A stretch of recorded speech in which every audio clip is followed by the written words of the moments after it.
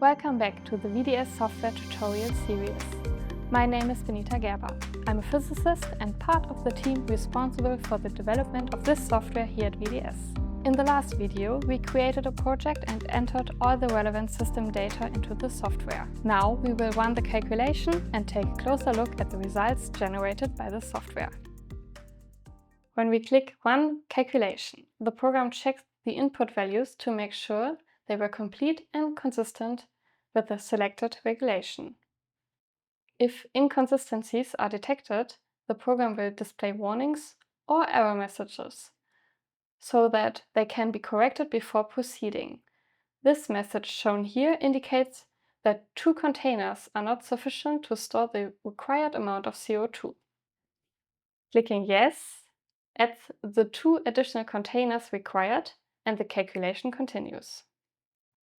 Now the software allows us to set a few calculation options before the actual calculation begins. For example, we can choose to include the air discharge time in the total discharge time. This option is mainly relevant for local application systems, where the time needed to push the air out of the pipe system must be considered as part of the flooding time. Another option is a predetermination of orifice diameters. This is useful if nozzle drillings have been adjusted manually. For this option to be available, all pipe diameters must already be defined. We can also enforce minimum orifice diameters. With VdS regulations, the minimum nozzle drilling is 3 mm, while for other regulations, the minimum is 1 mm. If necessary, the software may increase nozzle openings to ensure the correct CO2 distribution, which may also influence the discharge time. Finally, we can select a specific nozzle to display a time-resolved pressure curve. This allows the dynamic flooding data to show the pressure development for a particular nozzle instead of only average values. Once we confirm these options by clicking OK, the program will check the input data for errors and performs one or several calculations. After the calculation is finished, the program automatically opens a PDF report containing the results. On the first page, you will see a summary of the project data that was entered earlier. At the bottom of this page, the software also lists warnings or error messages if the calculation could not be performed without issues. In such cases, the project data can be adjusted and the calculation repeated. The next page shows the graphical representation of the pipe network, similar to what we saw earlier in the Isometry tab.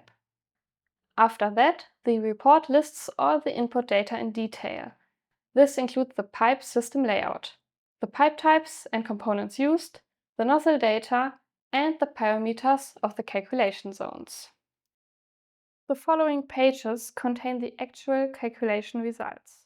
Here you will find, for example, the required CO2 design quantity, the number of containers required, and the resulting actual storage quantity. You will also see detailed information about the calculated flooding time, as well as general system information, such as details about the working point and information about the system filling. In another table, the software lists the pressure losses and mass flow rates for each pipe section.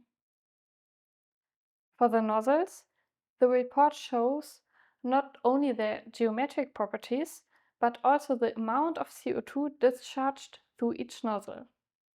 The report also includes the results for the calculation zones. Here you can see how much CO2 was discharged into each zone and an estimated CO2 concentration after the discharge. It is important to note that these concentration values are only estimates. They cannot be used for safety assessments and are intended only to evaluate how the CO2 distribution is divided among the different calculation zones. The report also contains the results for the pressure relief opening calculation. Another useful section of the PDF report is a list of components. This table summarizes all the components used in the pipe system, which can be very helpful when translating the calculation design into real installation. Towards the end of the report, you will find the table containing the results of the dynamic flooding calculation. The software calculates the system behavior for each time step, and several parameters are listed for every step, such as the storage quantity and the discharged quantity, the mass flow rate, the storage temperature and pressure, and the pressure at the nozzles. Certain time steps are also highlighted. This moment marks the point when enough CO2 has been released to fill and cool the pipe network. Here is indicated the moment where the CO2 concentration corresponding to Kb = 1 has been reached, and later the moment when the full design quantity has been discharged. If we remember from the previous video, our example project uses a two-stage design, which is why several of these milestones appear in the results. Below the table, the flooding times are summarized once more. The values shown in the table are also presented as graphs, making it easier to visualize how parameters such as pressure and mass flow develop during the discharge process. When you close the report, the program will ask whether you want to transfer the newly calculated pipe and nozzle diameters into the project. If you choose not to apply them immediately, this can be also done later. The calculated diameters have now been applied and are visible in the section table as well as in the isometric view. Here you can view a graphical representation of the pipe end pressure and the pipe pressure loss. If the program needed several attempts to optimize the system during the calculation, you can review the immediate steps as well in the nozzle iteration tab.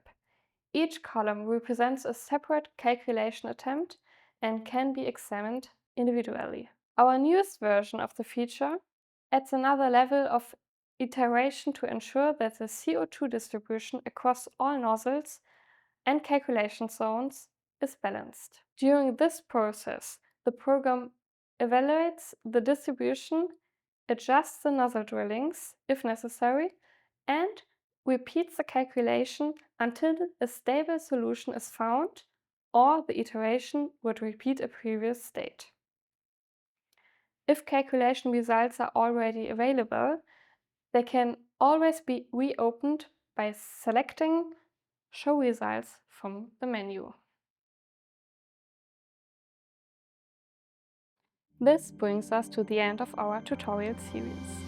We have looked at the installation of the software, the basic program structure, the catalogs, the creation of a project, and finally the calculation of the results. We hope this series has given you a helpful overview of how the VdS Gas Extinguishing Software can be used in practice.